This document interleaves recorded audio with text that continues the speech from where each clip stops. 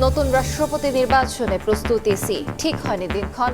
ভারপ্রাপ্ত স্পিকারের সঙ্গে বৈঠকের পর সিইসি দায়িত্ব নিয়ে বঙ্গভবনে অফিস শুরু করলেন হাফিজ উদ্দিন। ওষুধের উৎপাদন খরচ কমাতে দেশেই হবে সিনথেটিক ল্যাব। বিশেষজ্ঞদের সঙ্গে প্রধানমন্ত্রীর বৈঠক। 16 ডিসেম্বরে থার্ড টার্মিনাল উদ্বোধন নিয়ে জাপানের সঙ্গে আলোচনা। পাম্পে দিন দিন কমছে গ্যাসের চাপ, সীমাহীন অপেক্ষায় চরম ভোগান্তি। সংকট মোকাবেলায় এলএনজি আমদানিতে মালয়েশিয়ার সহযোগিতা চেয়ে প্রধানমন্ত্রীর চিঠি। যশোরে মাদ্রাসায় ঢুকে জামাত এমপির মেয়ে ও স্ত্রীর হামলা, আহত এক নারী। প্রতিবাদে বাসভবন ঘেরাও। রাবিতে শিবিরের হামলায় আহত 2 শিক্ষার্থী গ্রেফতার। এবং কয়েকদিনের মধ্যে বাংলাদেশিদের জন্য খুলছে মালয়েশিয়ার শ্রমবাজার। কুয়ালালামপুরে উচ্চ পর্যায়ের বৈঠকে মানব সম্পদ মন্ত্রী নিয়োগ প্রক্রিয়া সহজ করার আশ্বাস।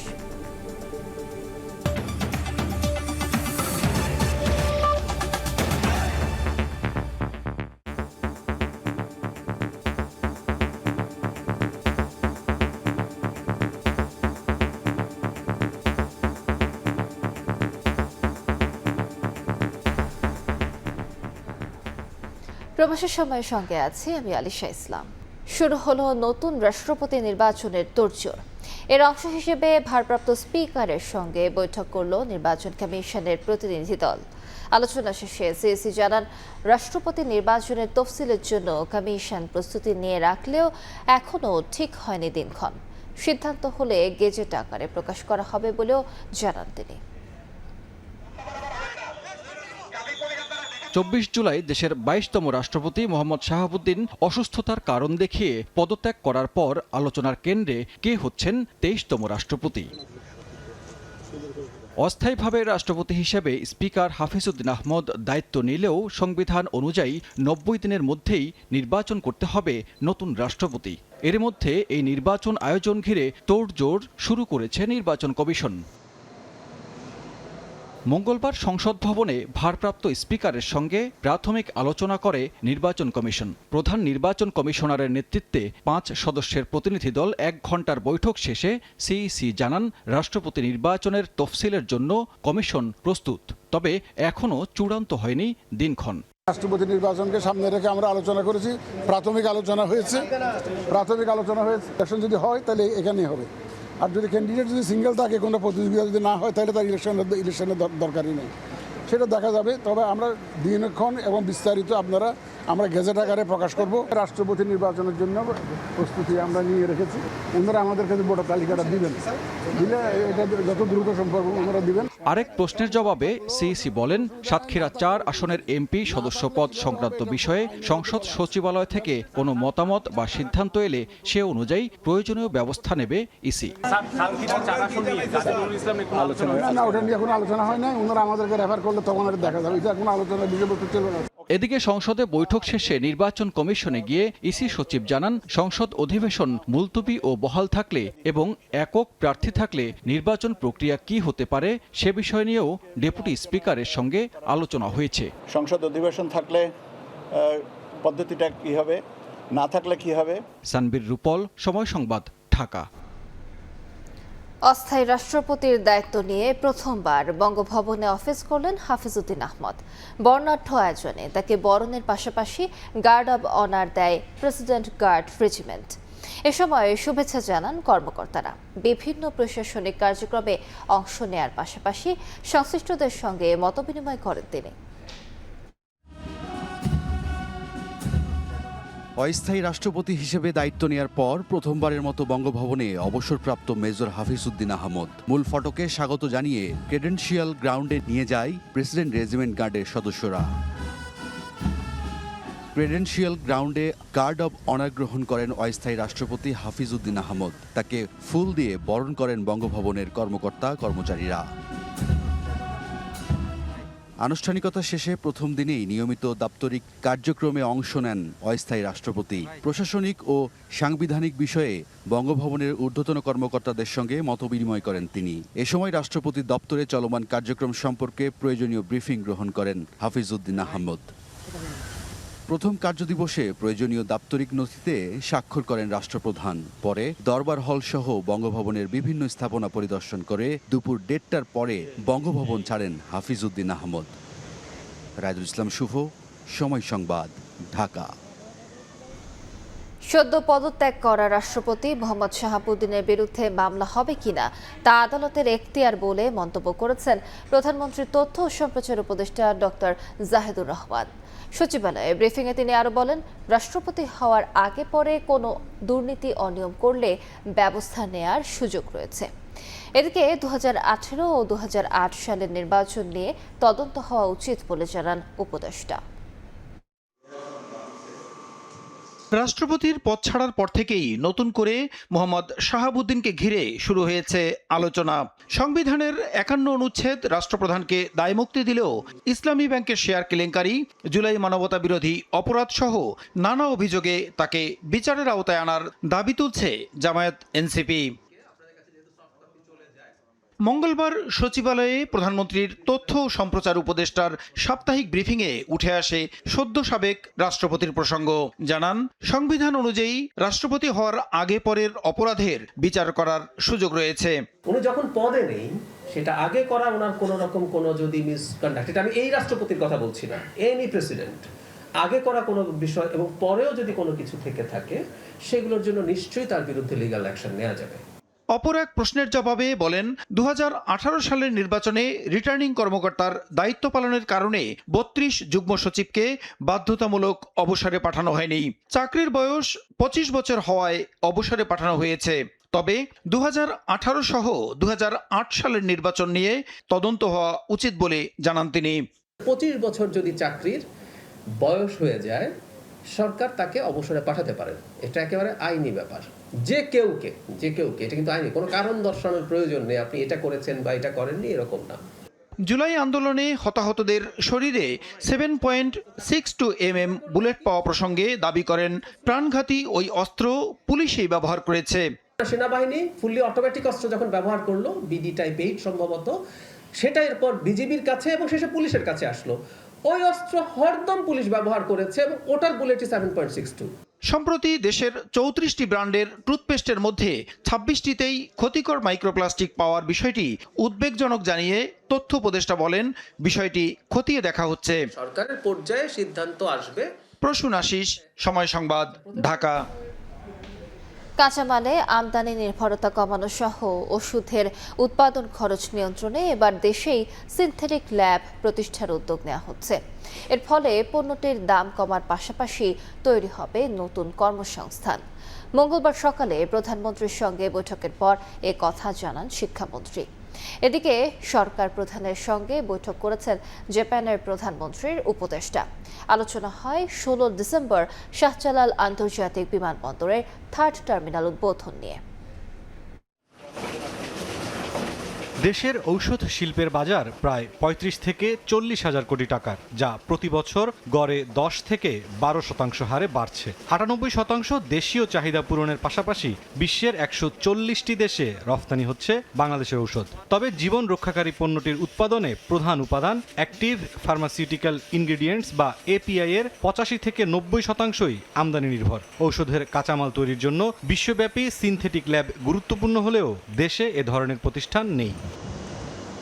ঔষধ শিল্পের উন্নয়নে সংশ্লিষ্টদের বৈঠকে উঠে আসে সিনথেটিক ল্যাব প্রতিষ্ঠার বিষয়টি। প্রধানমন্ত্রী তারেক রহমানের উপস্থিতিতে শিক্ষা মন্ত্রণালয়, বিশ্ববিদ্যালয় মঞ্জুরি কমিশন এবং বুয়েটের বিশেষজ্ঞরা এতে উপস্থিত ছিলেন। সভা শেষে বুয়েটের বিশেষজ্ঞ দল জানান, সিনথেটিক ল্যাব প্রতিষ্ঠা করলে কমবে ওষুধের দাম, তৈরি হবে নতুন কর্মসংস্থান।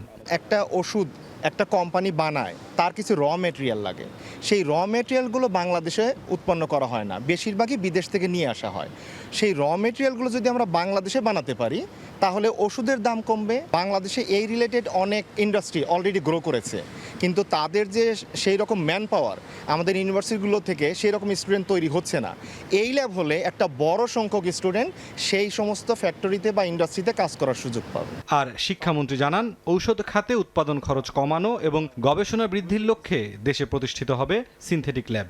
দেশে মেডিসিনের উপরে ডেভেলপমেন্টের জন্য একটা সিনথেটিক ল্যাবের দরকার, এবং এটা করলে আমাদের প্রোডাকশন কস্ট কমবে এবং রিসার্চ বেড়ে যাবে।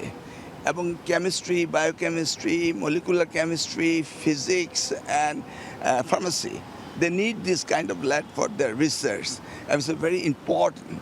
এদিকে সকালে মন্ত্রিপরিষদ বিভাগে অনুষ্ঠিত হয় স্বাস্থ্য মন্ত্রণালয় সম্পর্কিত আলাদা সভা, যেখানে দেশীয় প্রযুক্তিতে তৈরি ভেন্টিলেটর ও হাই ফ্লো অক্সিজেন মেশিন প্রস্তুতকারকদের উদ্যোগের প্রশংসা করেন সরকার প্রধান। মেশিন দুটো তৈরি এবং বাজারজাতকরণে সহযোগিতার আশ্বাসও দেন তারেক রহমান। এছাড়া সচিবালয়ে প্রধানমন্ত্রীর সঙ্গে সৌজন্য সাক্ষাৎ করেছেন জাপানের প্রধানমন্ত্রীর বিশেষ উপদেষ্টা উনো ইয়োশিমাসা। আগামী 16 ডিসেম্বর শাহজালাল আন্তর্জাতিক বিমানবন্দরের তৃতীয় টার্মিনালের উদ্বোধন এবং চলমান ম্যাস র্যাপিড ট্রানজিট প্রকল্পের অগ্রগতি সহ বিভিন্ন অবকাঠামোগত সহযোগিতার বিষয়ে বৈঠকে আলোচনা হয়। মুরসালিন হক জুনায়েদ, সময় সংবাদ, ঢাকা। লাইনে গ্যাসের চাপ না থাকায় একে একে বন্ধ হচ্ছে রাজধানীর সিএনজি স্টেশনগুলো। যেগুলো চালু আছে সেখানেও ভোগান্তি চরমে। চালকরা বলছেন, চাপ কম থাকার অজুহাতে দাম বাড়ানোর পায়তারা করছে একটি মহল। আর সিএনজি স্টেশন কর্তৃপক্ষ বলছে, গ্যাসের চাপ দিন দিন আরও কমছে।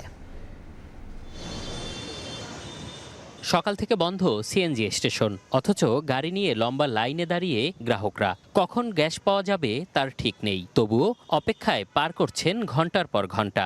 বসে আসি সকাল 8:30 থেকে, কিন্তু কখন দিবে এটার কোনো নিশ্চয়তা নেই। আর সময় তো 4-5 ঘন্টা ঠিকই যায়, বসে থাকতে হয়। আর কিছু কিছু পাম্প একেবারেই বন্ধ। সিএনজি স্টেশন কর্তৃপক্ষ বলছে, লাইনে গ্যাসের চাপ আরও কমেছে, তাই গ্যাস সরবরাহ করা সম্ভব হচ্ছে না। এখন লাইনে চাপ নেই, আমাদের মেশিন বন্ধ আছে। যতদিন এইভাবে চাপ না আসে ততদিন তেমনি বন্ধ রাখতে হবে। এদিকে যে স্টেশনগুলো চালু আছে সেগুলোতেও ভোগান্তি আরও বেড়েছে। গাড়ির চাপ বাড়ায় 5 থেকে 6 ঘন্টার আগে মিলছে না গ্যাস। চালকরা বলছেন, এগুলো দাম বাড়ানোর অজুহাত মাত্র। গ্যাসের দাম বাড়াবো বলতেছে, খালি শুনতেছি, যদি বাড়ায় তাহলে কিছু বাড়াক, তারপর তো আমাদের ভোগান্তিটা কমে। এক চাপে পাইতাম 500 বা 600 টাকার গ্যাস পাইতাম, ওই জায়গার মধ্যে আমরা এখন গ্যাস পাই 140, মাঝে মধ্যে হাইয়েস্ট গেলে 200। তবে এখনো চালু থাকা সিএনজি স্টেশনগুলো বন্ধ হয়ে যেতে পারে যে কোনো সময়। পিছনের অনেক পাম্প বন্ধ, যে কোনো সময় আমাদেরটা বন্ধ হয়ে যাবে। লাইনে গ্যাসের চাপ কমতে থাকায় তেজগাঁও, মিরপুর 10 সহ বেশ কিছু এলাকার সিএনজি স্টেশন এরই মধ্যে অনির্দিষ্টকালের জন্য বন্ধ ঘোষণা করেছে কর্তৃপক্ষ। এম এ আজিম, সময় সংবাদ, ঢাকা। গ্যাস সংকট মোকাবেলায় এলএনজি আমদানিতে সহযোগিতা চেয়ে মালয়েশিয়ার প্রধানমন্ত্রী আনোয়ার ইব্রাহিমকে চিঠি দিয়েছেন প্রধানমন্ত্রী তারেক রহমান, জানিয়েছেন বিদ্যুৎ ও জ্বালানি প্রতিমন্ত্রী। এছাড়া টেলিফোনেও কথা বলেছেন দুই শীর্ষ নেতা। প্রতিমন্ত্রী জানান, দ্রুতই এই প্রস্তাবে সাড়া মেলার আশা করা হচ্ছে। এদিকে প্রধানমন্ত্রীর অর্থ উপদেষ্টা বলেছেন, জ্বালানি খাতে বিগত সরকারের ভুলের খেসারত দিচ্ছে জাতি। সিএনজি স্টেশনে ঘন্টার পর ঘন্টা যানবাহনের দীর্ঘ সারি, চুলায় নামমাত্র গ্যাস, আর শত শত কারখানায় উৎপাদন প্রায় বন্ধ। সমুদ্রে ভাসমান একটি এলএনজি টার্মিনালে সম্প্রতি দুর্ঘটনার কারণে জাতীয় গ্রিডে গ্যাস সরবরাহ সাময়িকভাবে বন্ধ থাকায় গত কয়েকদিনে গ্যাস সংকট চরম আকার ধারণ করেছে। দৈনিক 380 কোটি ঘনফুট চাহিদার বিপরীতে বর্তমানে সরবরাহ নেমে এসেছে 270 কোটি ঘনফুটে। এতে শিল্প খাতে এখন চরম বিপর্যয়। এ অবস্থায় এলএনজি টার্মিনালে ত্রুটি মেরামতে আরও 1 সপ্তাহ সময় লাগতে পারে বলে সোমবার জানান বিদ্যুৎ ও জ্বালানি প্রতিমন্ত্রী। গ্যাস সংকট দূর করতে মালয়েশিয়ার প্রধানমন্ত্রীর সহযোগিতা চেয়ে চিঠি দিয়েছেন প্রধানমন্ত্রী তারেক রহমান। এলএনজি আমদানি সহ যে কোনো ধরনের সহযোগিতা পাওয়ার ক্ষেত্রে মালয়েশিয়া দ্রুততম সময়ে সাড়া দেবেন বলে আশা প্রতিমন্ত্রীর। মাননীয় প্রধানমন্ত্রী তারেক রহমান মালয়েশিয়ার প্রধানমন্ত্রী জনাব আনোয়ার ইব্রাহিমের সাথে ফোনে কথা বলেছেন। তার দেশের তরফ থেকে এই সংকট নিরসনে যা কিছু করার সুযোগ রয়েছেন মাননীয় প্রধানমন্ত্রীকে অবহিত করবেন। এদিন রাজধানীতে আলাদা অনুষ্ঠানে প্রধানমন্ত্রীর অর্থ ও পরিকল্পনা উপদেষ্টা বলেন, বিদ্যুৎ জ্বালানি খাতে বিগত সরকারের ভুলের বোঝা টানতে হচ্ছে এখন। বিদ্যুৎ এবং জ্বালানি গ্যাস সব জায়গায় আমাদেরকে একেবারে মেরে চুষে লুটপাট করে একটা শিরদারাহীন জাতিতে পরিণত করে পালিয়েছে। বিগত সময়ে গ্যাসের অনুসন্ধান ও উত্তোলনে প্রয়োজনীয় উদ্যোগ না নিয়ে দেশকে বিদেশ নির্ভর করে তোলা হয়েছে বলেও মন্তব্য করেন প্রধানমন্ত্রীর অর্থ উপদেষ্টা। বিদেশ নির্ভর করা হয়েছে। প্রসূন আশিস, সময় সংবাদ, ঢাকা। হবিগঞ্জে এনসিপির জুলাই পদযাত্রা কর্মসূচিতে সংঘর্ষ হয়েছে। এতে দলটির মুখ্য সংগঠক সার্জিস আলম সহ বেশ কয়েকজন আহত হয়েছেন। ভাঙচুর করা হয়েছে গাড়ি। এ ঘটনায় স্থানীয় ছাত্রদল নেতাকর্মীদের দায়ী করেছে এনসিপি। তবে জেলা ছাত্রদল বলেছে উস্কানিমূলক বক্তব্য দিয়ে সাজানো নাটক মঞ্চস্থ করেছে এনসিপি। এর প্রতিবাদ জানিয়েছেন ছাত্র জনতা। ধাওয়া পাল্টা ধাওয়া, মারধর, গাড়ি ভাঙচুর। হবিগঞ্জে এনসিপির জুলাই পদযাত্রার এই ঘটনায় দলটির মুখ্য সংগঠক সার্জিস আলম সহ বেশ কয়েকজন আহত হয়েছেন। ভাঙচুর করা হয়েছে গাড়ি।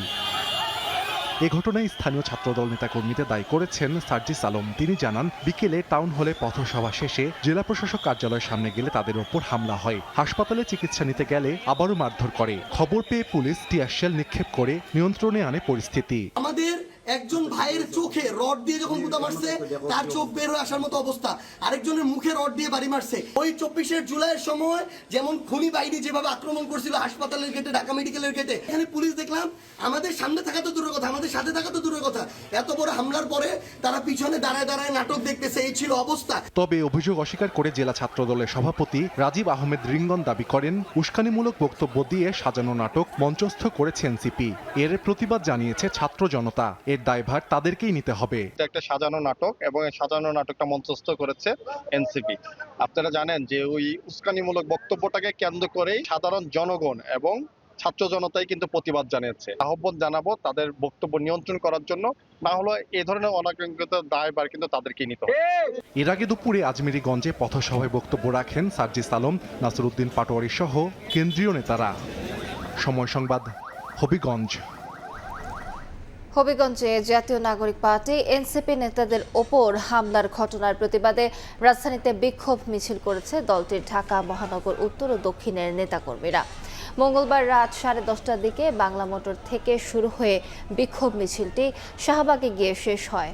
মিছিল পরবর্তী সংক্ষিপ্ত সমাবেশে নেতাকর্মীরা দ্রুত হামলাকারীদের গ্রেফতার করে আইনের আওতায় আনার দাবি জানান। তারা বলেন, ঘটনা সুষ্ঠু বিচার নিশ্চিত না হলে কঠোর কর্মসূচি ঘোষণা করবে এনসিপি। হামলার প্রতিবাদে বুধবার সারা দেশে বিক্ষোভ মিছিল ও সমাবেশ করবে এনসিপি।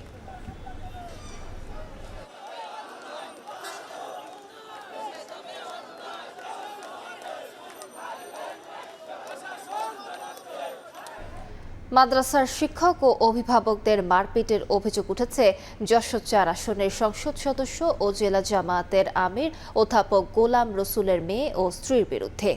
আঘাত করা হয়েছে এক নারীর মাথাতেও। এ ঘটনার প্রতিবাদে এমপির বাসভবন ঘেরাও করে হামলা চালিয়েছে বিক্ষুব্ধ জনতা। খবর পেয়ে পরিস্থিতি নিয়ন্ত্রণে আনে পুলিশ। এমপি গোলাম রসুলের দাবি, তার মেয়ে মানসিক রোগী। নিজ বাড়ির সামনের মাদ্রাসা শিক্ষক ও অভিভাবকদের মারপিটের অভিযোগে যশোর 4 আসনের সংসদ সদস্য ও জেলা জামায়াতের আমির অধ্যাপক গোলাম রসুলের যশোর বাসভবনে হামলা ও ঘেরাও করে বিক্ষুব্ধ জনতা। মঙ্গলবার সকাল 11টার দিকে এই ঘটনা ঘটে। স্থানীয়দের অভিযোগ, যশোর শহরের নীলগঞ্জ এলাকায় জামায়াতের এমপি গোলাম রসুলের বাড়ির সামনে আল মাদ্রাসাতুস সাইরাহ ও মসজিদ রয়েছে। ওই মাদ্রাসায় শিশুদের যাতায়াত এবং ব্যবস্থা মেনে নিতে পারছেন না এমপি গোলাম রসুলের মেয়ে অনন্যা। মঙ্গলবার সকালে এমপি গোলাম রসুল ও তার মেয়ে অনন্যা মাদ্রাসায় গিয়ে শিক্ষক ও অভিভাবকদের সঙ্গে বিরোধে জড়িয়ে পড়ে। এ সময় রেক্সোনা নামে এক নারীর মাথা ফাটিয়ে দেয় অনন্যা। একই সঙ্গে নাসিরউদ্দিন নামে এক অভিভাবকের ওপর চড়াও হন তিনি। তার সাইকেলটিও ফেলে দেওয়া হয়। এ ঘটনা কেন্দ্র করে এলাকাবাসী বিক্ষুব্ধ হয়ে এমপির বাসভবনে হামলা চালায়। উপায়ন্ত না দেখে এমপি ও তার মেয়ে নিজেদের রক্ষায় গেট বন্ধ করে অবরুদ্ধ করেন। ও এসে আমার মাথায় তালা দিয়ে একটা বাড়ি মেরে দিয়েছে, একটা লাঠি দিয়েছে, একটা তালা দিয়ে বাড়ি দিয়েছে। গোলাম রসুলের মেয়ে সংসদ 4 আসন, উনার মেয়ে রেগুলার এখানে নিশাপান করে, বিচ্ছিরি ভাষায় গালিগালাজ করে একটা বাচ্চারে। খবর পেয়ে ঘটনাস্থলে গিয়ে পরিস্থিতি নিয়ন্ত্রণের চেষ্টা করে পুলিশ। আমরা যদি কোনো কমপ্লেইন পাই, আইনগত ব্যবস্থা যা নেওয়ার আমরা সেটা নেব। এদিকে জামায়াতের সংসদ সদস্য গোলাম রসুল দাবি করেন, তার মেয়ে মানসিক রোগী। তিনি বিরোধপূর্ণ এ অবস্থার অবসান চান। মেয়েটা অসুস্থ, সে সাইকিয়াট্রিক রোগী দীর্ঘ 20 সাল থেকে। আমি সহনশীল পরিবেশ বজায় রাখতে চাই, সবার সাথে সহযোগিতা করে বসবাস করতে চাই। 2023 সালে যশোর শহরে নীলগঞ্জ এলাকায় আল মাদ্রাসাতুস সাইরা মাদ্রাসা প্রতিষ্ঠা করা হয়। সময় সংবাদ, যশোর। রাজশাহী বিশ্ববিদ্যালয়ে শিবির নেতাকর্মীদের হামলায় আহত 2 শিক্ষার্থীকে গ্রেফতার দেখিয়েছে পুলিশ। মারধরের ঘটনায় 5 সদস্যের তদন্ত কমিটি গঠন করেছে বিশ্ববিদ্যালয় প্রশাসন। সোমবার 3 দফায় রাজশাহী বিশ্ববিদ্যালয় কেন্দ্রীয় ছাত্র সংসদের জিএস সালাউদ্দিন আম্মার সহ ছাত্র শিবিরের মারধরের শিকার হন বিশ্ববিদ্যালয়ের 3 শিক্ষার্থী। আহত অবস্থায় তাদের উদ্ধার করে পুলিশ। 3 জনের মধ্যে বিশ্ববিদ্যালয়ের ইতিহাস বিভাগের শিক্ষার্থী মোহাম্মদ আনাস ও মাহমুদুল হাসানকে সোমবার রাতেই কার্যক্রম নিষিদ্ধ ছাত্রলীগের সন্ত্রাসী কার্যক্রমের আগের একটি মামলায় গ্রেফতার দেখানো হয়। ছাত্রলীগের যে সাম্প্রতিক সময়ে আপনারা দেখেছেন যে বিশ্ববিদ্যালয় ক্যাম্পাসে পোস্টার লাগানো, ব্যানার লাগানো, বিভিন্ন রকমের স্টিকার লাগানো, এইগুলো নিয়ে কিন্তু একটা অস্থিতিশীল পরিস্থিতি তৈরি করার চেষ্টা করেছে তারা, এবং ভার্চুয়ালিও তারা অনেক কিছু করার চেষ্টা করেছে। সেই জায়গা থেকে আমাদের এখানে সেই মামলা, রিসেন্ট যে মামলা আছে সেই মামলাতেই ছাত্রলীগের কর্মকাণ্ডের বিষয়গুলো নিয়েই তাদেরকে সেই মামলায় গ্রেফতার করা হয়। ক্যাম্পাসে নারী শিক্ষার্থীকে উত্ত্যক্ত ও মারধরের ঘটনায় মঙ্গলবার 5 সদস্যের তদন্ত কমিটি গঠন করেছে বিশ্ববিদ্যালয় প্রশাসন। ঘটনার সময় প্রক্টোরিয়াল বডি সহ আইনশৃঙ্খলা বাহিনীর ভূমিকাও খতিয়ে দেখার কথা জানান উপাচার্য। এই যে আইনকে নিজের হাতে তুলে নেওয়া, এটা সত্যিই খুব দুঃখজনক, এবং সেটা রাজশাহী বিশ্ববিদ্যালয় কর্তৃপক্ষ কখনোই এটা আশা করে না। আমরা এটার বিরুদ্ধেও ব্যবস্থা নেব। এক নারী শিক্ষার্থীকে উত্ত্যক্তের জেরে রাকসু ও শিবিরের নেতারা লাইব্রেরিতে ঢুকে ছাত্রলীগ দাবি করে 3 শিক্ষার্থীকে বেধড়ক পেটায়। তবে ভুক্তভোগীদের সাধারণ শিক্ষার্থী দাবি করে রাতেই বিক্ষোভ করে ছাত্রদল। মওদুদ রানা, সময় সংবাদ, রাজশাহী। নির্বাচন কমিশনকে আজ্ঞাবহ প্রতিষ্ঠানে পরিণত করতেই রাজনৈতিক বিবেচনায় দলীয় ব্যক্তিদের নিয়োগ দেওয়া হচ্ছে বলে অভিযোগ করেছেন জামায়াতের সেক্রেটারি জেনারেল। মঙ্গলবার দুপুরে সমসাময়িক বিষয় নিয়ে সংবাদ সম্মেলনে তিনি বলেন, রাষ্ট্রপতি নির্বাচনে বিরোধী দল প্রার্থী দেবে কিনা তা আলোচনার পর সিদ্ধান্ত নেওয়া হবে। বিভিন্ন সরকারি প্রতিষ্ঠানের গুরুত্বপূর্ণ পদে দলীয় লোক নিয়োগ দেওয়ার অভিযোগ তুলে সংবাদ সম্মেলনের আয়োজন করে জামায়াতে ইসলামী। মঙ্গলবার রাজধানীর মগবাজারে সংবাদ সম্মেলনে বিএনপি সরকারের নীতির সমালোচনা করেন জামায়াতের সেক্রেটারি জেনারেল মিয়া গোলাম পরোয়ার। লুটপাটের বাজার কোনটা? সব বাজারের ইজারাদারি উনাদের থাকতো। জামায়াতের সেক্রেটারি জেনারেল অভিযোগ করেন, সিটি কর্পোরেশন, জেলা পরিষদ সহ বিভিন্ন জায়গায় প্রশাসক নিয়োগ দেওয়ার পর এবার গুরুত্বপূর্ণ প্রতিষ্ঠানে ছাত্রদলের নেতাদের নিয়োগ দিয়েছে সরকার। নির্বাচন কমিশনের অতিরিক্ত সচিব পদে নিয়োগের সমালোচনা করে স্থানীয় সরকার নির্বাচনে কারচুপির চেষ্টার আশঙ্কা প্রকাশ করেন তিনি। স্থানীয় সরকার নির্বাচন সামনে রেখে এমন একজন নীতি নির্ধারণী ব্যক্তিকে, যিনি বিএনপির পারপাস সার্ভ করেছেন, ওখানে এসে তিনি ইলেকশনটাকে কি করে বিএনপির ঘরে নেবেন দলীয়করণ করে, সেই ষড়যন্ত্রের জন্য এখানে বসানো হয়েছে। বিরোধী দলের মতামত ছাড়াই এককভাবে রাষ্ট্রপতি নির্বাচনের প্রস্তুতির অভিযোগ তোলেন জামায়াতের সেক্রেটারি জেনারেল। রাষ্ট্রপতি নির্বাচনে বিরোধী দল তাদের প্রার্থী দেবে কিনা তা পরে বিবেচনা করা হবে বলেও জানান তিনি। এখনো তো তফসিল ঘোষণা হয়নি, স্থায়ী কমিটি কি বলে। যদি ওনারা দয়া করে বিরোধী দল আছে বলে মনে করেন, তখন আমাদের লিডার অব দি অপোজিশন আছেন পার্লামেন্টে, তখন দল বা বিরোধী দল তখন তাদের চিন্তা পেশ করবে। আইন শৃঙ্খলা পরিস্থিতির অবনতির অভিযোগ তুলে এতে সরকারের ব্যর্থতা রয়েছে বলে দাবি করেন জামায়াতের সহকারী সেক্রেটারি জেনারেল হামিদুর রহমান আজাদ। বলেন, বিভিন্ন ধরনের কার্ডের মাধ্যমে লুটপাটের পথ তৈরি করা হয়েছে। আইন শৃঙ্খলা পরিস্থিতির চরম অবনতি, এবং এটা দেখার কেউ আছে বলে মনে হয় না। শফিকুজ্জামান রুবেল, সময় সংবাদ, ঢাকা। অন্তর্বর্তী সরকারের গাফিলতির কারণেই জুলাই শহীদদের তালিকা সম্পন্ন করা সম্ভব হয়নি। জুলাই শহীদদের কবর রক্ষণাবেক্ষণে অর্থ বরাদ্দ হলেও দুর্নীতি হয়েছে।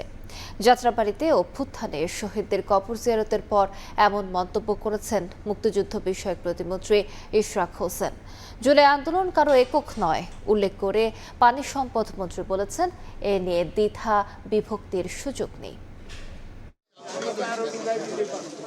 মঙ্গলবার সকালে রাজধানীর যাত্রাবাড়িতে অভ্যুত্থানের শহীদদের কবর জিয়ারত ও পরিবারের সঙ্গে সাক্ষাৎ করেন মুক্তিযুদ্ধ বিষয়ক প্রতিমন্ত্রী ইশরাক হোসেন। পরে গণমাধ্যমে প্রতিমন্ত্রী বলেন, অন্তর্বর্তী সরকারের গাফিলতির কারণেই জুলাই শহীদদের তালিকা সম্পন্ন করা সম্ভব হয়নি। ভুয়া কাগজপত্র দিয়ে কেউ গেজেটভুক্ত হওয়ার অপচেষ্টা করলে আইনের আওতায় আনার হুঁশিয়ারি দেন। অন্তর্বর্তী সরকারের সময়ে জুলাই শহীদদের কবর রক্ষণাবেক্ষণে অর্থ বরাদ্দ হলেও সেখানেও দুর্নীতি হয়েছে বলে জানান প্রতিমন্ত্রী। অন্তর্বর্তীকালীন সরকারের যে দায়িত্ব ছিল সেখানে অনেক অভিযোগ আমরা শুনতে পাই, অবহেলার কথা আমরা শুনতে পাই। আমি মনে করি তারা যদি সঠিকভাবে দায়িত্ব পালন করত তাহলে আমরা আজকে 2 বছর পরে এসে এই সংখ্যাটি মেলানোর জন্য আমাদেরকে বেগ পোহাতে হতো না। আইন তার নিজস্ব গতিতে চলবে। কেউ যদি মনে করে রাষ্ট্রের চোখকে ফাঁকি দিয়ে এখানে তারা অন্তর্ভুক্ত হবে, তাদের বিরুদ্ধে কঠোর আইনি পদক্ষেপ নেওয়া হবে। অন্তর্বর্তীকালীন সরকারের সময় একটা বাজেট বরাদ্দ ছিল যে সারা দেশে শহীদদের কবরগুলো সেগুলোকে স্থায়ী এবং পাকা করা হবে, কিন্তু আসলে যেখানে দেখা যাচ্ছে যে ওই জায়গাতেও মানে একটা দুর্নীতির একটা আমরা ছায়া দেখতে পেয়েছি। এদিকে সকালে জাতীয় প্রেস ক্লাবে এক আলোচনা সভায় পানি সম্পদ মন্ত্রী শহীদ উদ্দিন চৌধুরী আনি বলেন, জুলাই কোনো রাজনৈতিক দলের একক আন্দোলন ছিল না। এ নিয়ে কারো পক্ষে নেয়া বা দ্বিধা বিভক্তির সুযোগ নেই। যারা জুলাইকে নিজের অর্জন বলে প্রচার করতে চায় তারা 5 আগস্টের আগে কোথায় ছিলেন সেই প্রশ্নও তোলেন মন্ত্রী। আবার বলছি, এটা কোনো দলের আন্দোলন ছিল না, এটা মেধাবীদের সংগ্রাম ছিল। তাদের সঙ্গে আমরা একত্রিত হয়েছি। এটাকে কারোর পক্ষে নেওয়া, কারোর বিপক্ষে বাধ্য করা, বিপক্ষে নেওয়া এবং এটার মধ্যে দ্বিধা বিভক্তি নিয়ে আসা, এই সুযোগ নাই। পার্লামেন্টের বাইরে গিয়ে বিরোধী দলের আচরণের জন্য সতর্ক হওয়ার আহ্বান জানান পানি সম্পদ মন্ত্রী। রৌনক নিয়ন্তা, সময় সংবাদ, ঢাকা। দেখছেন প্রবাসী সময়। রাজধানীর মিরপুরে টিসিবির পণ্য কেনার সময় দেয়াল ধসে নারীসহ 2 জনের মৃত্যু হয়েছে। আহত হয়েছেন 6 জন। গুরুতর অবস্থায় তাদের উদ্ধার করে বিভিন্ন হাসপাতালে পাঠিয়েছে পুলিশ। আহতদের বেশিরভাগেরই শরীরের বিভিন্ন অংশে হাড় ভেঙে গেছে বলে জানিয়েছেন চিকিৎসক। সপ্তাহের অন্যান্য দিনের মতোই রাজধানীতে মিরপুর বিশ্ববিদ্যালয় কলেজের পেছনের সড়কে টিসিবির পণ্য কিনতে লাইনে দাঁড়িয়েছিলেন স্বল্প আয়ের মানুষ। দুপুর 1:30টার দিকে হঠাৎ বিকট শব্দে ধসে পড়ে কলেজের সীমানা প্রাচীর। কিছু বুঝে ওঠার আগেই দেয়ালের নিচে চাপা পড়েন নারী ও শিশুসহ অন্তত 8 জন। ঘটনার পরপরই উদ্ধার কাজে এগিয়ে আসেন স্থানীয়রা। পরে পুলিশ ও ফায়ার সার্ভিসের সহায়তায় দেয়ালে চাপা পড়াদের উদ্ধার করে হাসপাতালে পাঠানো হয়। হৃদয় বিদারক এ ঘটনায় হতভম্ব সেখানকার মানুষ।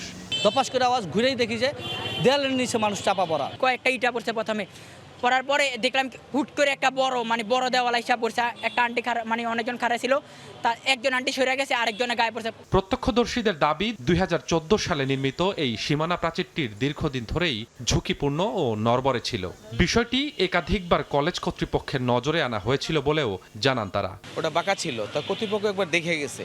দেখে যাওয়ার পরে আমরা তো মনে করলাম কাজ করবে, তাই এরা আর এই 6-7 মাসে কোনো কাজ করে নেয়।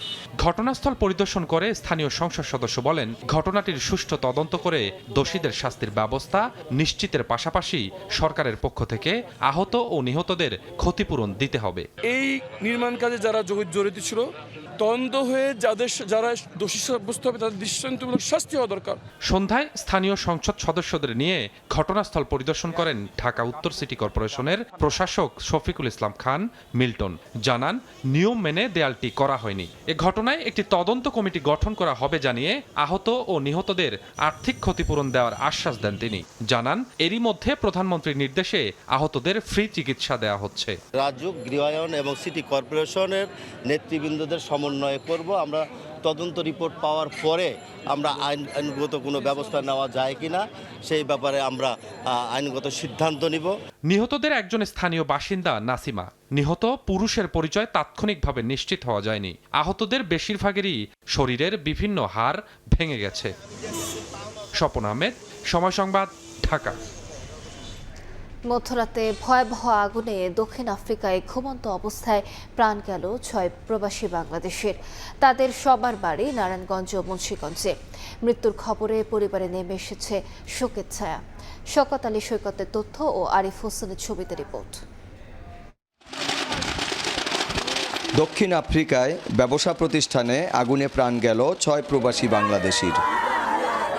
স্বজনরা জানান দেশটির কুইন্সটাউনে বাংলাদেশি মালিকানাধীন একটি সুপার শপে স্থানীয় সময় সোমবার রাত ৩টার দিকে আগুন লাগে। মুহূর্তের মধ্যেই তা ছড়িয়ে পড়ে চারপাশে। এ সময় প্রতিষ্ঠানটির ভেতরেই ঘুমিয়েছিলেন কর্মীরা। আগুন নিয়ন্ত্রণে আসলে ঘটনাস্থল থেকে নারায়ণগঞ্জ সদর উপজেলার ফাহিম, আপন আহমেদ, নূর মোহাম্মদ, ফয়সাল এবং ফতুল্লার কানাইনগর গ্রামের শাহিন ও রাজিকের মরদেহ উদ্ধার করা হয়। প্রাণ হারান মুন্সিগঞ্জের কালিন্দিপাড়া এলাকার আরও একজন। কালকা পোলার লগে কথা কইছি, পোলার এমন বড় বড় দাড়ি, বাসক তো নামাজ পড়ে, আবার তাহাজ্জুদ নামাজ পড়ে। একজন বাইর করছে, ওইটা 40% পোড়া পুরা থাকা, আর বাকিটা বাইরেছে ব্লাস্ট হয়ে। 7 জনের ভিতরে একজন বের হয়ে গেছে, 6 জন আটকা পড়ে রয়েছে।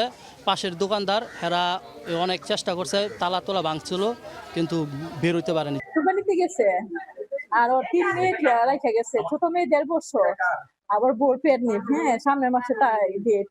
নিহতদের পরিবারের সদস্যদের সমবেদনা জানান স্থানীয় ইউপি সদস্য ও উপজেলা নির্বাহী কর্মকর্তা। কেউ 8 বছর, কেউ 10 বছর, কেউ 5 বছর, এমনকি আপনি না এই মুন্সিগঞ্জের এক লোক আছে আমার রিলেটিভ, সে 2 মাস ধরে গেছে। প্রবাসী কল্যাণ শাখার যিনি সহকারী পরিচালক আছেন, ওনার সাথে আমরা অলরেডি কথা বলেছি।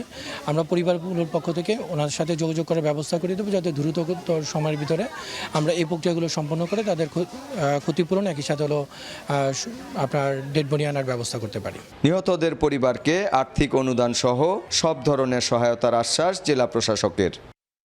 তাদের ক্ষতিপূরণের বিষয়ে আমাদের যে সরকারের যে ইগুলো আছে, সংস্থাগুলো আছে, তাদের সাথে যোগাযোগ করা থেকে শুরু করে অন্যান্য যে কার্যক্রমগুলো আমাদের করার প্রয়োজন পড়বে আইন অনুযায়ী, সেগুলো আমরা করব।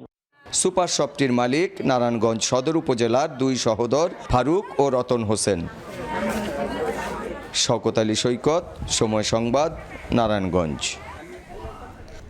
মালয়েশিয়ায় বাংলাদেশিদের জন্য শ্রমবাজার খুলতে কুয়ালালামপুরে উচ্চ পর্যায়ের বৈঠক হয়েছে। ঢাকার প্রতিনিধিদের সঙ্গে এ বৈঠকে কর্মী নিয়োগ প্রক্রিয়া সহজ করা, অগ্রাধিকার ভিত্তিতে শ্রমিক পাঠানো এবং বিদ্যমান জটিলতা দূর করার বিষয়ে আলোচনা হয়েছে। কয়েকদিনের মধ্যে শ্রমবাজার চালুর ঘোষণা আসতে পারে বলে জানিয়েছেন দেশটির মানব সম্পদ মন্ত্রী। মালয়েশিয়া থেকে মোহাম্মদ আব্দুল কাদেরের রিপোর্ট।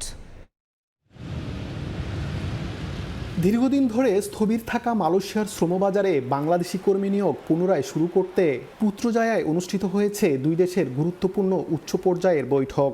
বাংলাদেশের পক্ষে বৈঠকে নেতৃত্ব দেন প্রবাসী কল্যাণ ও বৈদেশিক কর্মসংস্থান মন্ত্রী আরিফুল হক চৌধুরী এবং প্রধানমন্ত্রীর উপদেষ্টা মাহাদি আমিন। অন্যদিকে মালয়েশিয়ার মানব সম্পদ মন্ত্রণালয়ের শীর্ষ কর্মকর্তারা অংশ নেন। বৈঠকে শ্রমবাজার দ্রুত চালু এবং কর্মী নিয়োগ প্রক্রিয়া আরও কার্যকর করার বিষয়ে গুরুত্বারোপ করা হয়। আলোচনায় কর্মী পাঠানোর প্রতিটি ধাপ, নির্ধারিত সময়সীমা এবং স্ট্যান্ডার্ড অপারেটিং প্রসিডিউর বা এসওপি নিয়ে বিস্তারিত পর্যালোচনা করা হয়। চলতি বছরের শেষ পর্যন্ত 2 দেশের মধ্যে বিদ্যমান সমঝোতা স্মারক কার্যকর থাকলেও উভয় পক্ষের মতে এখন সবচেয়ে গুরুত্বপূর্ণ বিষয় হলো বাস্তব পরিস্থিতি বিবেচনায় দ্রুত শ্রমবাজার পুনরায় চালু করা। এজন্য প্রয়োজনীয় প্রশাসনিক ও কারিগরি বাধাগুলো দ্রুত দূর করার বিষয়ে ঐকমত্যে পৌঁছান 2 দেশের প্রতিনিধিরা।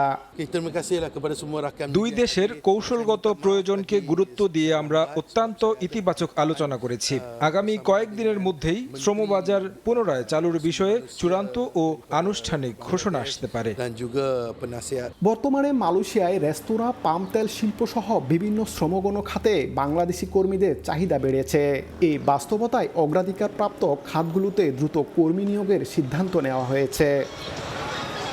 শ্রমবাজারের বর্তমান জটিলতা কাটিয়ে নমনীয় ও ইতিবাচক নীতি অনুসরণে নীতিগতভাবে সম্মত হয়েছে উভয় দেশ। এখন অপেক্ষা কেবল আনুষ্ঠানিক ঘোষণার। মোহাম্মদ আব্দুল কাদের, সময় সংবাদ, মালয়েশিয়া। দেশের বাজারে বিক্রি হওয়া 26টি টুথপেস্টে ক্ষতিকর মাইক্রোপ্লাস্টিক পাওয়ার ঘটনা তদন্তে 3 সদস্যের কমিটি গঠনের নির্দেশ দিয়েছেন হাইকোর্ট।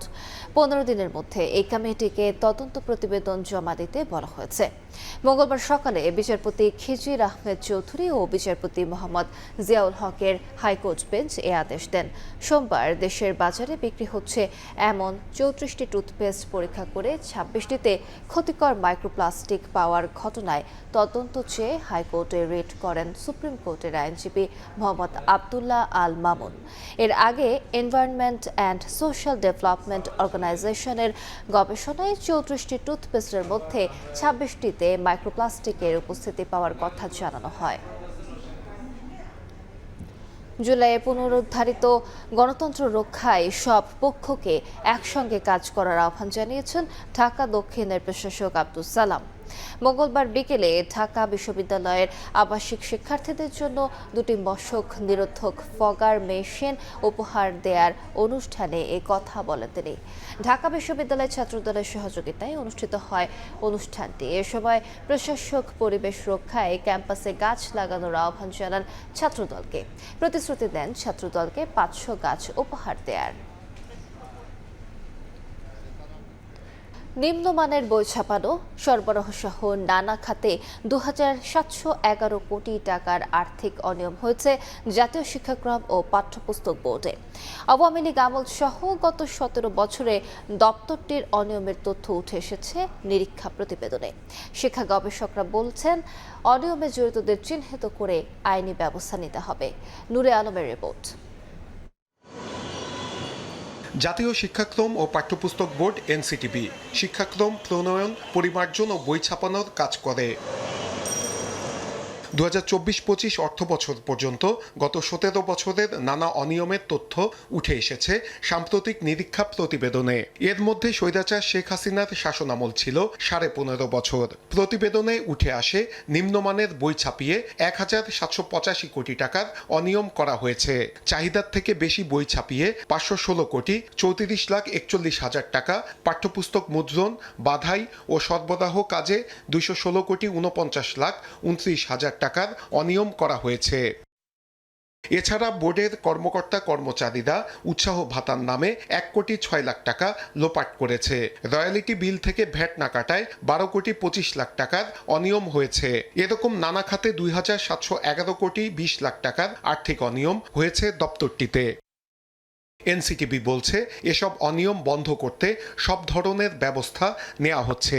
এটার বিষয়ে পূর্ণাঙ্গ অডিট রিপোর্টটা হাতে পাওয়ার পরে এই বিষয়ে কথা বলতে পারবো। নাম্বার 1, আমার সুযোগ থাকলে নিশ্চয়ই বিষয়ে প্রয়োজনীয় পদক্ষেপ নেওয়া হবে। দ্বিতীয়ত, যেটা আমি চেষ্টা করছি যে অপ্রয়োজনীয় খাতের খরচ যদি বলি সেটা কমানোর জন্য। শিক্ষা সংশ্লিষ্টরা বলছেন, বিগত সময়ে সব খাতের মতো শিক্ষা খাতেও ব্যাপক লুটপাট হয়েছে। আগামীতে যেন এমনটা না হয় সেই জন্য প্রতিষ্ঠানগুলোকে নিয়মিত নজরদারির আওতায় রাখতে হবে। শিক্ষা মন্ত্রণালয়ের এক ধরনের নজরদারি থাকতে হবে, বাট মাথায় রাখতে হবে যে শিক্ষা মন্ত্রণালয় সবসময় তো সব কাজ করবে না। সেখানে এনসিটিভির কিছু সৎ জনবল মানুষ বসানো যদি তাদেরকে রিপোর্ট করা হয়, ওইখানে যদি দেওয়া হয় এবং এক ধরনের সুপারভিশন মনিটরিংয়ে রাখা হয়, তাহলে দুর্নীতিটা হয়তো কিছুটা কমবে। স্বৈর শাসনের সময় নতুন যে শিক্ষাক্রম করা হয়েছিল সেখানেও শিক্ষক প্রশিক্ষণের নামে 1000 কোটি টাকার অপচয় করা হয়। মানসম্মত বই নিশ্চিত করতে হলে এনসিটিভির কার্যক্রমের স্বচ্ছতা আনতে হবে। আর এজন্য এসব অনিয়মের সাথে যারা জড়িত তাদেরকে চিহ্নিত করে কঠোর ব্যবস্থা নেয়ার আহ্বান শিক্ষা গবেষকদের। নূরে আলম, সময় সংবাদ, ঢাকা। 7.1 মাত্রার শক্তিশালী ভূমিকম্পে কেঁপে উঠেছে জাপানের কুমামোতো অঞ্চল। এতে আহত হয়েছেন বহু মানুষ। ক্ষতিগ্রস্ত হয়েছে ভবন, সড়ক ও ঐতিহাসিক স্থাপনা সহ বিভিন্ন অবকাঠামো। প্রধান সড়কে বড় বড় ফাটল, ভেঙে গেছে বহু অংশ। সেতুর ব্যাপক ক্ষয়ক্ষতি সহ ধসে পড়েছে কয়েকটি ভবনও। স্থানীয় সময় মঙ্গলবার বিকেলে জাপানের দক্ষিণ পশ্চিমাঞ্চলের কিউশু দ্বীপের কুমামোতো অঞ্চলে শক্তিশালী ভূমিকম্প আঘাত হানে। কুমামোতো, নাগাসাকি, ফুকুওয়াকা ও সাগা প্রিফেকচারের উপকূলে সাময়িক সুনামি সতর্কতা জারি করা হলেও প্রায় 2 ঘন্টার পর তা প্রত্যাহার করা হয়। ভূমিকম্পে ক্ষতিগ্রস্ত হয়েছে বিভিন্ন স্থাপনা, আহত হয়েছেন বহু মানুষ। ইয়াতসুশিরো শহরে একটি হাসপাতালে ভর্তি করা হয় অন্তত 40 জনকে। পরিস্থিতি মোকাবেলায় দ্রুত উদ্ধার কার্যক্রম শুরু করে প্রশাসন। ক্ষয়ক্ষতির মূল্যায়ন ও উদ্ধার তৎপরতা সমন্বয়ে গঠন করা হয়েছে বিশেষ টাস্কফোর্স। সড়ক, সেতু, ভবন, বিদ্যুৎ সরবরাহ ও অগ্নিকাণ্ডের ঘটনাগুলো খতিয়ে দেখছে সংশ্লিষ্ট কর্তৃপক্ষ। একই সঙ্গে জনগণকে পরাঘাত, গ্যাসের আগুন ও ভাঙা কাচ থেকে সতর্ক থাকার আহ্বান জানানো হয়েছে। এদিকে নিরাপত্তার স্বার্থে কিউশু অঞ্চলে শিনকানসেন বুলেট ট্রেন, স্থানীয় ট্রেন চলাচল এবং আশু কুমামোতে বিমানবন্দরের কার্যক্রম সাময়িকভাবে বন্ধ রাখা হয়। কাছাকাছি এলাকায় থাকা পারমাণবিক বিদ্যুৎ কেন্দ্রগুলোতে কোনো অস্বাভাবিকতা পাওয়া যায়নি বলে জানিয়েছে কর্তৃপক্ষ। শিউলি রোজা, সময় সংবাদ। বিশ্বের অন্যতম শক্তিশালী পাসপোর্ট এখন দক্ষিণ কোরিয়ার। এর পেছনে রয়েছে দেশটির শক্তিশালী কূটনৈতিক সম্পর্ক, রাজনৈতিক স্থিতিশীলতা, উন্নত অর্থনীতি এবং আন্তর্জাতিক অঙ্গনে গড়ে ওঠা দীর্ঘদিনের আস্থা। আর তাই বিশ্বের অধিকাংশ দেশেই কোরিয়ান নাগরিকদের ভিসামুক্ত বা সহজ শর্তে প্রবেশের সুযোগ দেয়। দক্ষিণ কোরিয়া থেকে মোহাম্মদ হানিফের রিপোর্ট।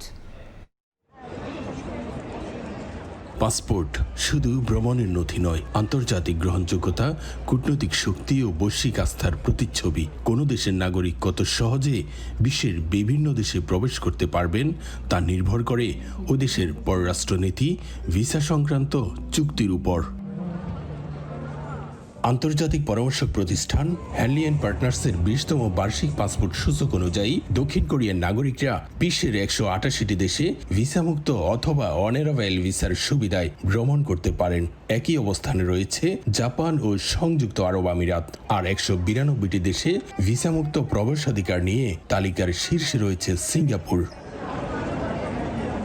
বিশ্বের অন্যতম প্রভাবশালী অর্থনীতি ও প্রযুক্তি নির্ভর রাষ্ট্রে পরিণত হয়েছে দক্ষিণ কোরিয়া। প্রবাসী বাংলাদেশিদের মতে সুশাসন ও উন্নয়নের ধারাবাহিকতাই দেশটির পাসপোর্টকে বিশ্বের অন্যতম শক্তিশালী অবস্থানে নিয়ে এসেছে।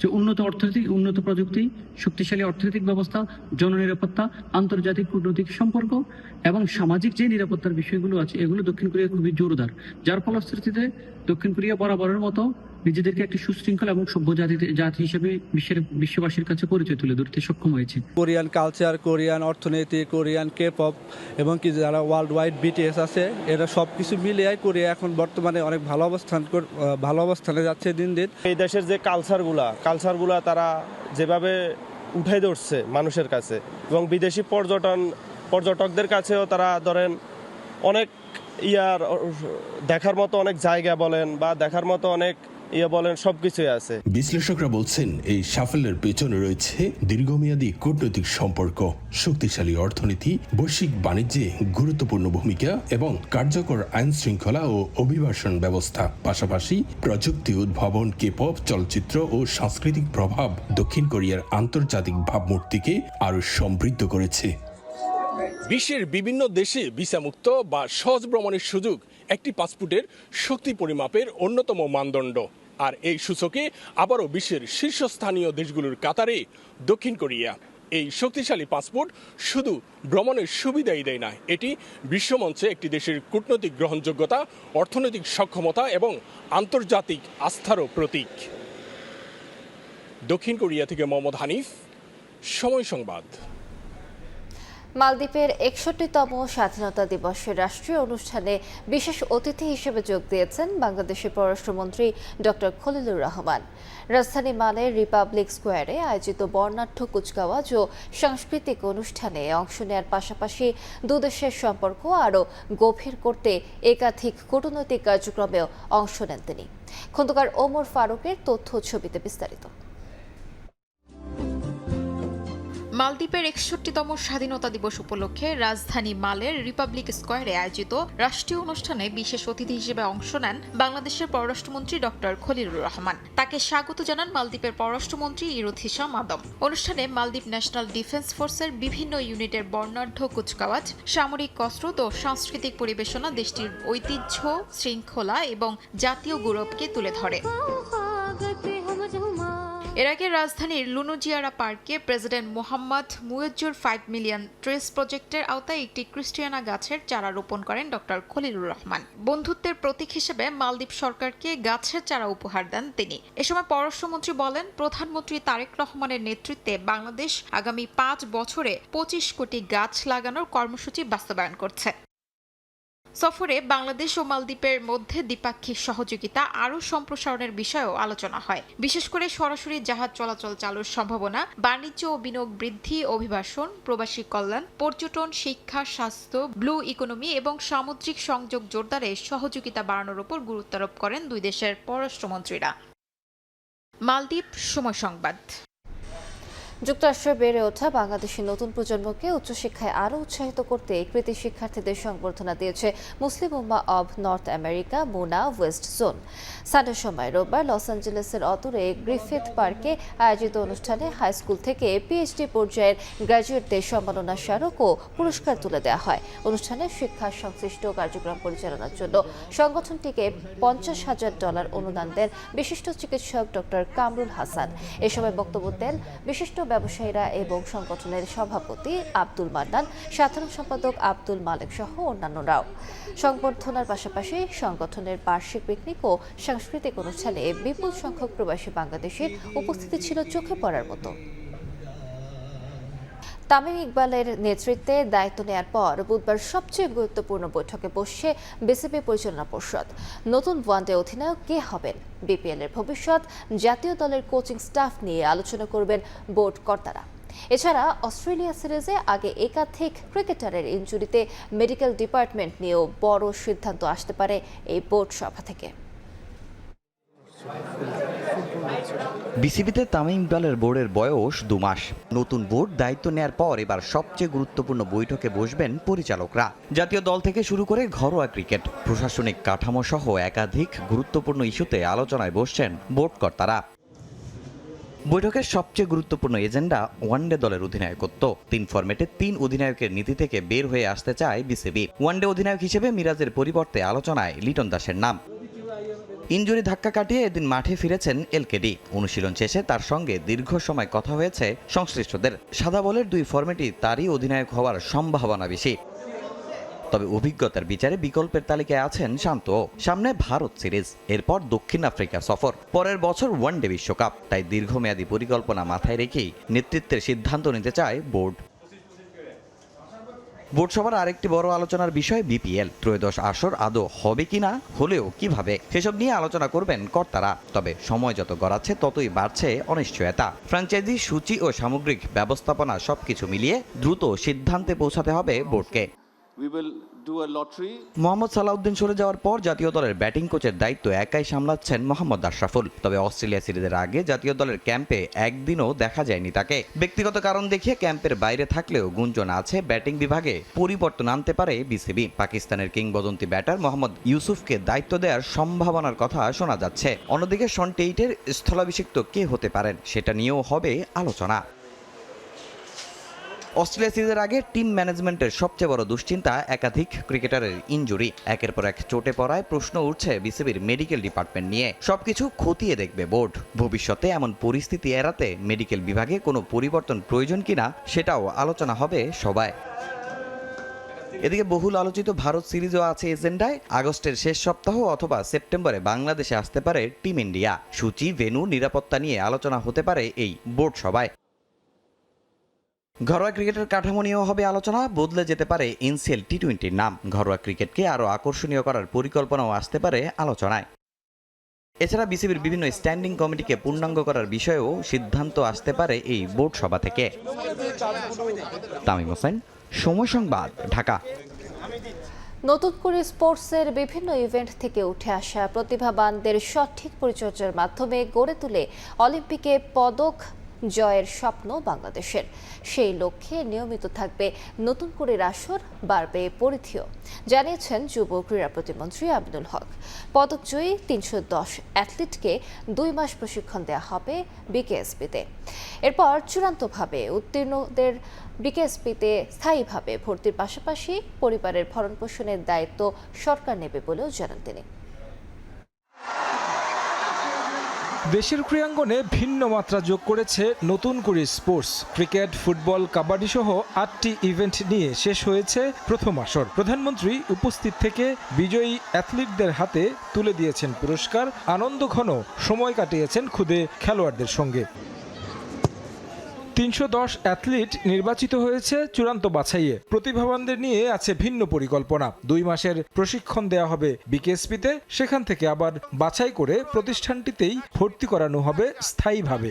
আমরা বিকেএসপিতে 2 মাসের ট্রেনিং সেশনের পরে এখান থেকে যারা এক্সট্রা অর্ডিনারি প্রতিভা বের হয়ে আসবে তাদেরকে আমরা বিকেএসপিতে তাদের ট্রেনিং সেশনের মাধ্যমে তাদেরকে নিজ নিজ খেলে তাদেরকে প্রতিষ্ঠিত করতে চাই।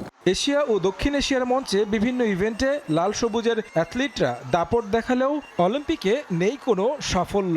বড় মঞ্চে পদক পেতে শূন্য থেকে শুরু করেছে ক্রীড়া মন্ত্রণালয়, স্বপ্ন অলিম্পিকের কাঙ্ক্ষিত পদক জেতা। নতুন করে স্পোর্টসের মাধ্যমে আমাদের যে লক্ষ্য রয়েছে অলিম্পিকে পদক পাওয়া, সেই লক্ষ্যকে স্থির করে আমি মনে করি যে আমরা একদম জিরো থেকে শুরু করেছি। বিভিন্ন সময় ক্রীড়াঙ্গনে এমন নানা উদ্যোগ নেওয়া হলেও শেষ পর্যন্ত দীর্ঘমেয়াদী হয়নি। তবে আমিনুল হক নতুন কুড়িকে রাখতে চান ধারাবাহিক, বাড়াতে চান পরিধিও। কিশোর কিশোরীদের অংশগ্রহণে 4599টি ফুটবল টিম হবে এক্সাম্পল, মেয়েদের হবে, ছেলেদের হবে। এইভাবে আমরা প্রায় 10টি ইভেন্টকে এই দ্বিতীয় আসর থেকে শুরু করতে যাচ্ছি।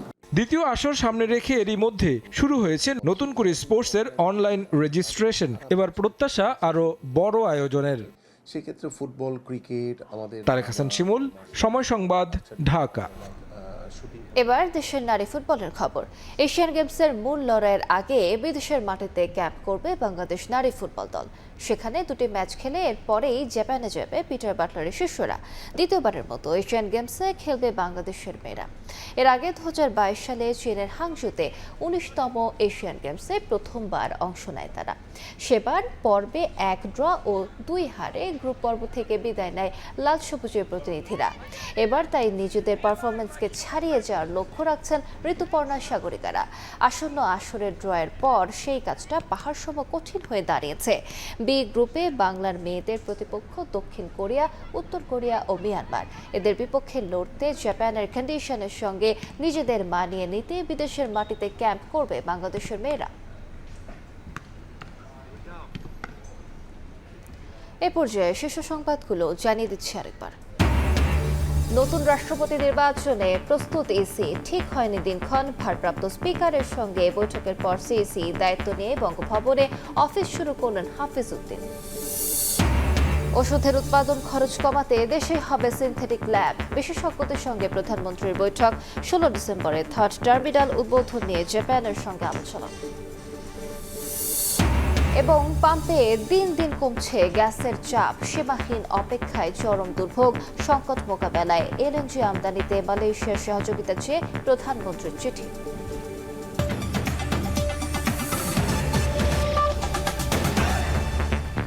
এ ছিল প্রবাসী সময়। সঙ্গে থাকুন সময়।